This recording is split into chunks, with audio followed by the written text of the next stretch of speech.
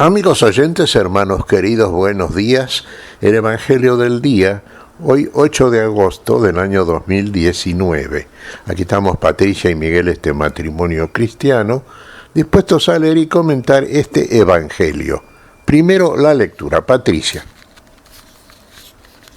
Lectura del Santo Evangelio según San Mateo, capítulo 16, versículos del 13 al 23.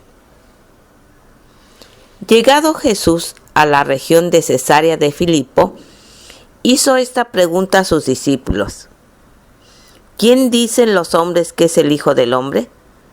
Ellos dijeron, unos que Juan el Bautista, otros que Elías, otros que Jeremías o uno de los profetas. Les dijo él: ¿Y vosotros, quién decís que soy yo? Simón Pedro contestó: Tú eres el Cristo, el Hijo de Dios vivo. Replicando, Jesús le dijo: Bienaventurado eres Simón, hijo de Jonás, porque no te ha revelado esto la carne ni la sangre, sino mi Padre que está en los cielos. Y yo a mi vez te digo que tú eres Pedro, y sobre esta piedra edificaré mi iglesia, y las puertas del Hades no prevalecerán contra ella. A ti te daré las llaves del reino de los cielos, y lo que ates en la tierra quedará atado en los cielos, y lo que desates en la tierra quedará desatado en los cielos. Entonces mandó a sus discípulos que no dijesen a nadie que él era el Cristo. Desde entonces comenzó Jesús a manifestar a sus discípulos que él debía ir a Jerusalén y sufrir mucho de parte de los ancianos, los sumos sacerdotes y los escribas, y ser matado y resucitar al tercer día. Tomándole aparte Pedro, se puso a reprenderle diciendo: Lejos de ti, Señor, de ningún modo te sucederá eso. Pero él, volviéndose, dijo a Pedro: Quítate de mi vista, Satanás. Escándalo eres para mí, porque tus pensamientos no son los de Dios, sino los de los hombres. Palabra del Señor. Gloria a nuestro Señor Jesucristo. Bueno, varias cosas, por supuesto. Fíjese un poco, primero la opinión de los hombres respecto de Jesús. ¿Cómo lo veían a Jesús? Evidentemente estaba la idea de que se trataba de alguien diferente. Era un profeta, sí. Fíjese la pregunta inicial de Jesús a sus discípulos. ¿Qué dice la gente que es el Hijo del Hombre? ¿Quién es el Hijo del Hombre? Y aquí vienen las respuestas diversas, ¿no? Pero en todo caso, fíjese que se trata de figuras muy apreciadas por el judaísmo. Y algunos dicen que Juan el Bautista, otros Jeremías, otros Elías que prometió volver. Bueno, esta respuesta no convenció demasiado a Jesús, claro. Pero ustedes, ve ahora la pregunta de Jesús va destinada a los que lo están siguiendo de cerca, y los que están escuchando la prédica del Señor, y los que están conversando con Él en privado, y los que están viendo y experimentando las cosas que Jesús dice y hace. Pero ustedes, ¿quién dicen que soy yo? Y fíjense acá, el que se adelanta es Pedro, y con una respuesta que realmente tiene un valor universal. Dos cosas dice de Jesús. Tú eres el Cristo, o Mesías, ¿no? El Hijo del Dios vivo. Ungido, elegido e Hijo de Dios. Mira lo que está reconociendo Pedro. Algo que humanamente no es posible. Hay un poder detrás de Pedro que hace que Pedro confiese delante de Jesús y de los que están ahí, los otros discípulos, lo que piensan ellos de Jesús, del Hijo del Hombre, de quien los otros hombres, las otras personas, decían, sí, debe ser Elías, alguno de los profetas, Jeremías, Juan el Bautista que resucitó, etc. No, Aquí Pedro es muy puntual y es una respuesta inspirada, razón por la cual, ¿qué le dice Jesús? Bienaventurado, feliz eres Pedro. ¿Pero por qué es feliz Pedro? Porque esto no se lo reveló hombre alguno.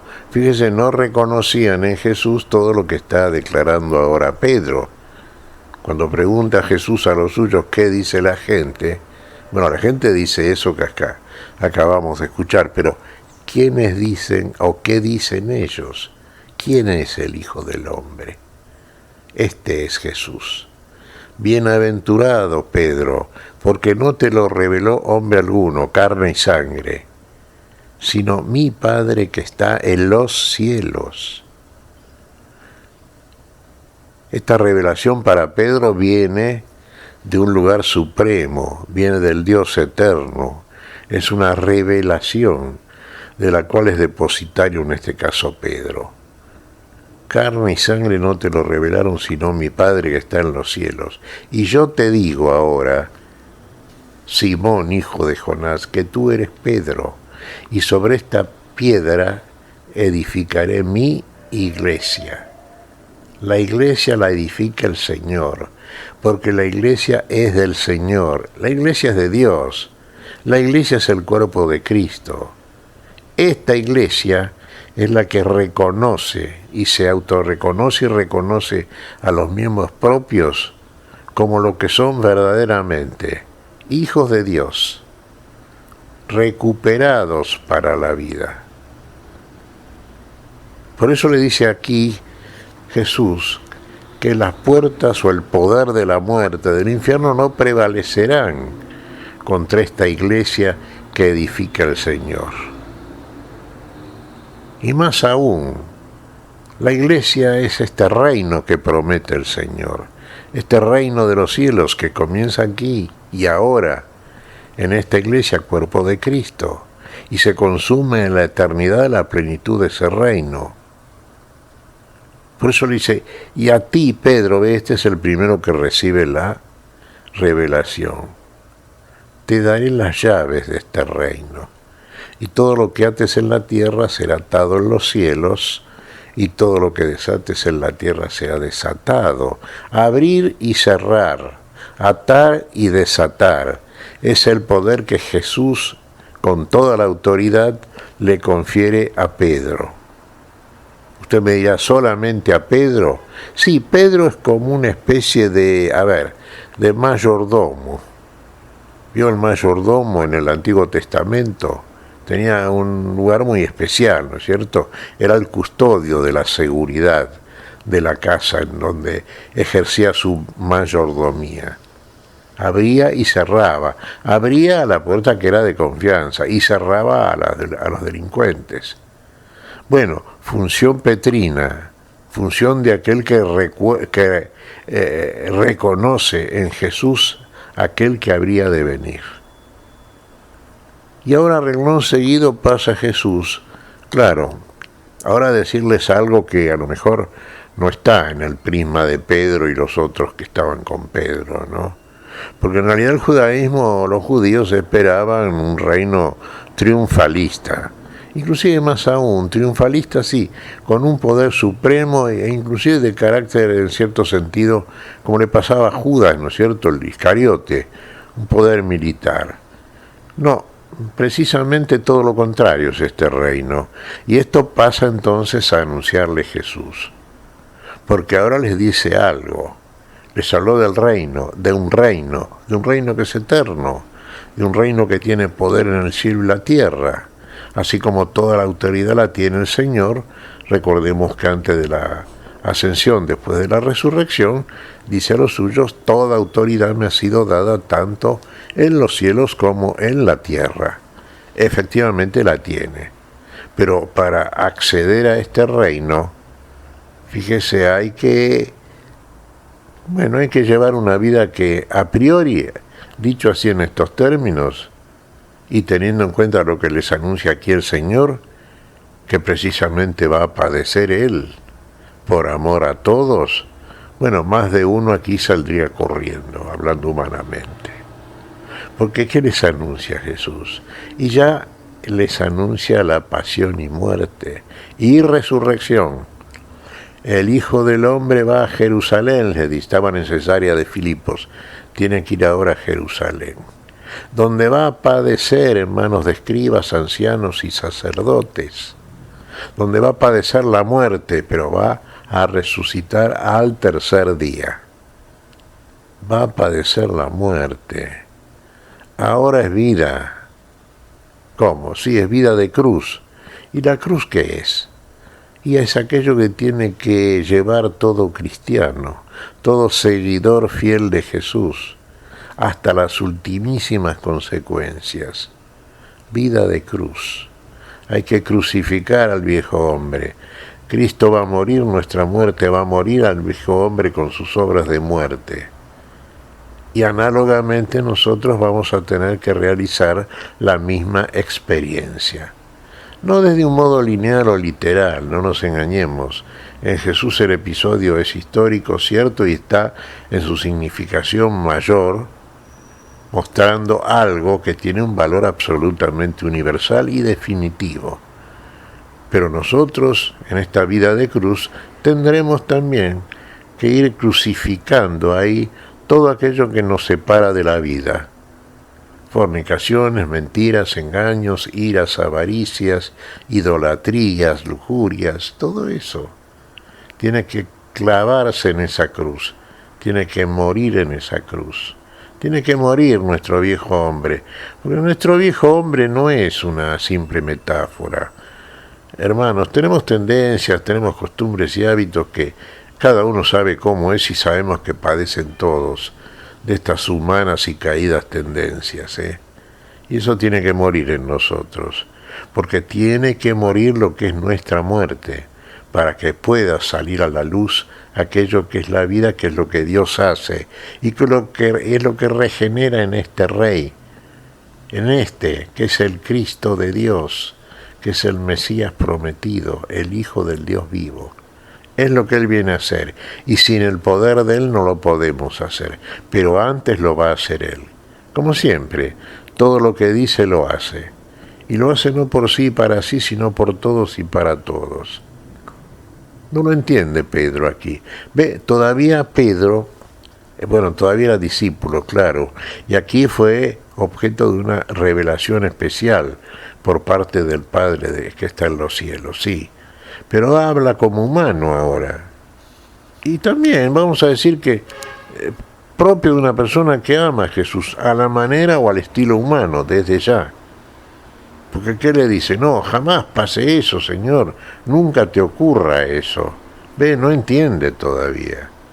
Es un discípulo, pero después va a ser apóstol, y ahí va a tener las llaves, y ahí se va a dar cuenta quién es y quién no es.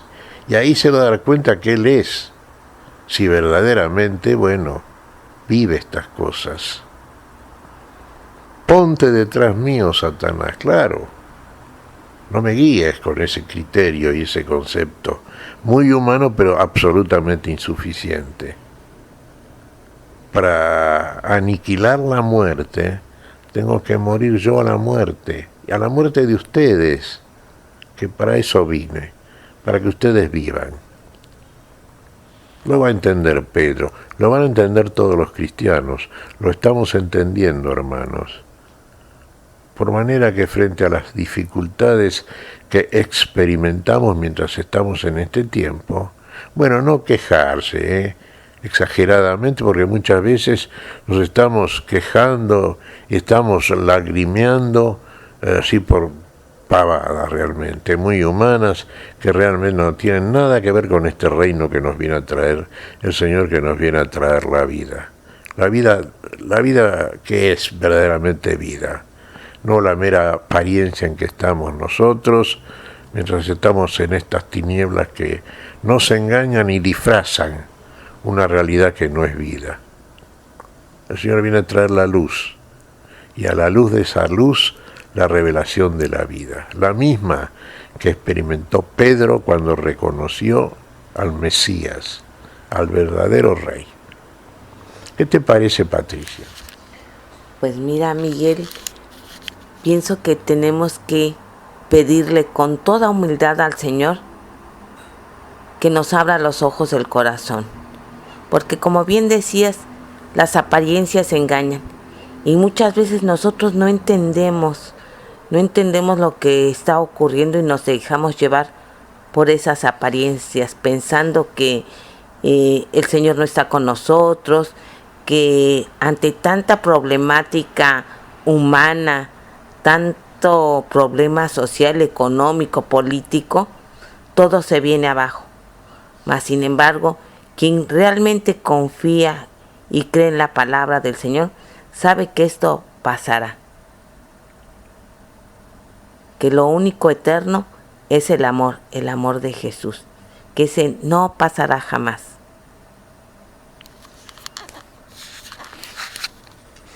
Así es, Patricita.